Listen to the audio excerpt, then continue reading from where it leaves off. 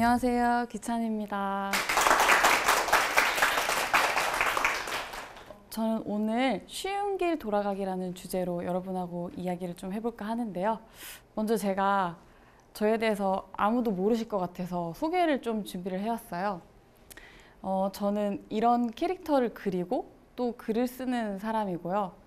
좀 보시다시피 약간 귀찮아하고 일하기 싫어하는 스타일의 그림을 많이 그려요. 근데 저는 저 스스로 삽질장인 귀찬이라고 정의를 많이 하거든요.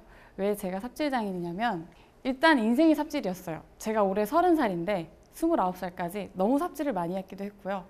일을 하면서도 맨 처음에는 여행 분야를 했다가 요리로 바꿨다가 뭐 직장인일 때는 직장인 일기도 썼다가 퇴사 일기도 썼다가 지금은 일상툰을 그리고 있고 정말 다양한 걸 하고 있거든요.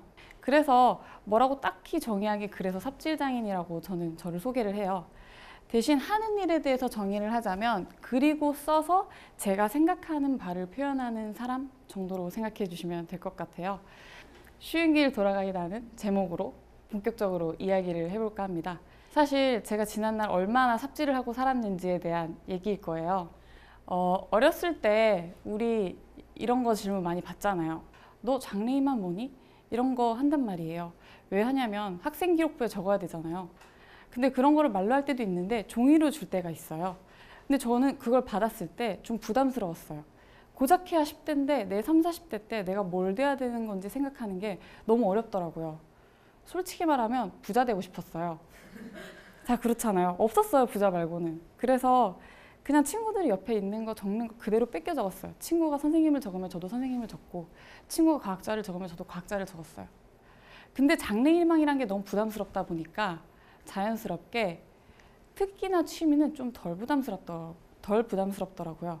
그래서 저는 거기에다가는 항상 그림이라고 적었었어요. 근데 생각해보면 장래희망이 별게 아니거든요. 부러운 사람이 장래희망이라고요. 근데 생각해보면 부러운 사람은 항상 있었어요. 저 중학교 때는 많은 친구들이 부러웠고요. 고등학교 때는 공부 잘해가지고 인서울 4년제 가는 선배들 부러웠어요. 대학교 가서는 취직 빨리 한 애들 부러웠어요. 직장인 1년 차가 됐을 때는 저보다 연차 많거나 직급 높은 사람들이 부러웠거든요. 근데 2년 차가 되니까 그것도 부럽지 않더라고요. 2년 차부터는 자기가 커리어를 열심히 준비를 해서 연봉 왕창 올려서 다른 회사 잘 가는 사람이 부러웠어요.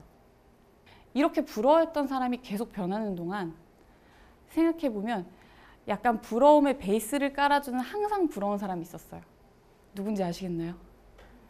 제가 엄청 주말에 15분이나 투자해서 열심히 그렸거든요.